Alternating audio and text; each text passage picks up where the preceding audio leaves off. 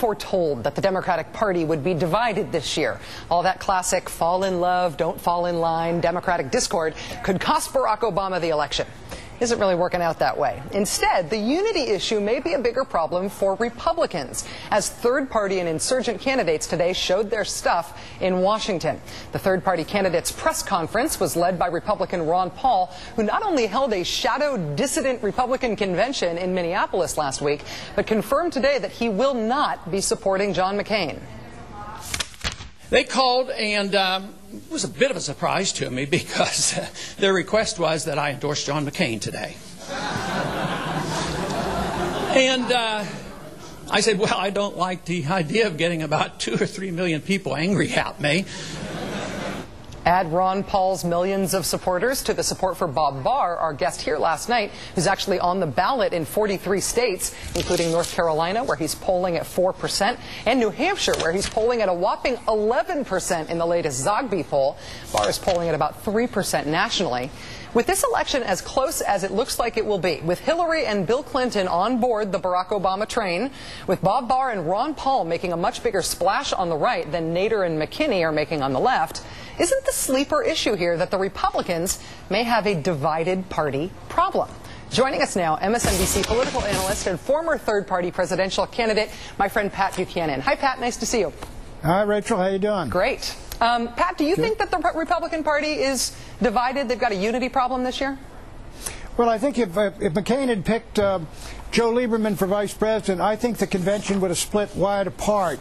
But there's no question about it, Sarah Palin has brought home tremendous numbers of disaffected conservatives, evangelicals, Catholics, and otherwise.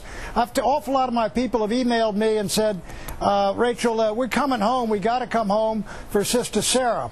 But there's no doubt about it that Bob Barr, in particular, and Chuck Baldwin, whose Constitution Party, they could pick off hundreds of thousands, maybe 1 million votes. And in the kind of election we're in right now, that could cost John McCain. You know, in 2000, I got about just under 500,000 votes, but my votes were the margin of Bush's defeat. I think it was Minnesota, Wisconsin, New Mexico, and Oregon. Fortunately, we helped him out a little bit in Florida. I'm not sure who you mean by we there, unless you're talking about whoever designed that ballot. Me and my friends in Palm Beach County. Yeah, you know what? There are tinfoil hats that are lighting up all over the country right now because you just said that. Well, Pat, let me ask you about the Palin locking up the base issue. If Palin locked up the conservative base for McCain more than he could have done alone, couldn't the base also end up dumping her when they realize some of the fiscal stuff that's coming out in her record? She hired this Abramoff-linked lobbyist to get $27 million worth of pork for her city. The city had never had pork barrel projects before. She raised taxes as mayor. She raised taxes as governor. She's lying on this bridge to nowhere thing that she actually supported. Couldn't that support sort of soften up? I don't think so. I think these folks are wild about her.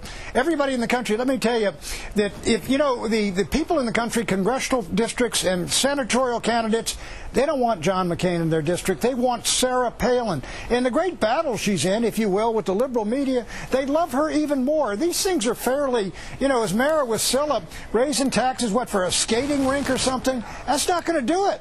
Well, what would do it? I mean, they like her first impression, but learning that she's not actually fiscally conservative, learning that she's under investigation for abuse of power, and maybe that's a more warranted investigation than it seemed like at first. What would turn conservatives off her? Are they going to like her no matter what her record says, even if it turns out in her record that she's not all that conservative fiscally? Well, I don't know. She seems pretty conservative. 80% support up there. She hammered the oil company, put taxes on them, gave $1,200 checks back to the citizens of Alaska. This involves this trooper who apparently tasered her nephew. And I'm astonished to see the liberals coming to the defense of a police officer who tasered a 9-year-old kid. Well, so I don't think those things are going to do it. The liberals aren't psyched on the taser side of it. I think the liberals are thinking it's not a good idea to judge an investigation based on what side tells you to believe about it. People people in Alaska in a bipartisan way take this very seriously. It was a unanimous vote to spend state money investigating her on this, on an abuse of power. I thought conservatives were against abuse of power. I thought they'd be mad at somebody for raising taxes. Well, look, here's a guy. There's a bad incident in the family, as I understand it. The kid was tasered. The guy was abusive to her sister, and she went after and said, "You got a rotten egg on the police force. You ought to get rid of him." I mean, that's just not national stuff. There are things I think that could, if they exploded, could damage her. We've seen things happen like that. But I don't think you got it yet, Rachel. I think you're all running up a dry creek. I just think that the depth to which conservatives will sink in terms of saying that they've got a principled stand in favor of someone, and nothing that they learn about that person violating those principles, causing them to abandon them. It's like it's a comedy. It's just a comedy. Every year we decide all this stuff doesn't matter, even though it's supposedly a principled argument. But no, I mean, as governor of Alaska, she clearly has been a conservative. 80% of the conservatives. She raised taxes, Pat. She raised taxes. She raised taxes as mayor and as governor. She raised taxes as mayor of Wasilla. She gave $1,200 back to every citizen of Alaska, got it from the oil companies. She did that pipeline, which is a terrific deal, $40 billion. That's big stuff. I mean, this is all Mickey Mouse you're working on. You got to get on the main. You got to do better than this, Rachel. Yeah, you know, I just feel like as soon as I see the conservative movement stand up for a windfall tax on the oil companies, because Sarah Palin did it, that's when I'll believe this is a principled argument and not just a partisan one. Well, you know, listen, if she came out, let me say this. If she came out and said, "I'm not for life," or something like that, or "I'm for open borders," or, you know, something like that, some big issue, or "I'm for NAFTA and GATT and the WTO, I'm really crazy about these," I think she would have problems then. Yeah. But you can't do it with this stuff, Rachel. You need to get out there. Get her hunting wolves from planes and stuff like that. Oh, we got her on that, too. Pat Buchanan, it is always great to see you. Thank you for joining us, Pat. Now.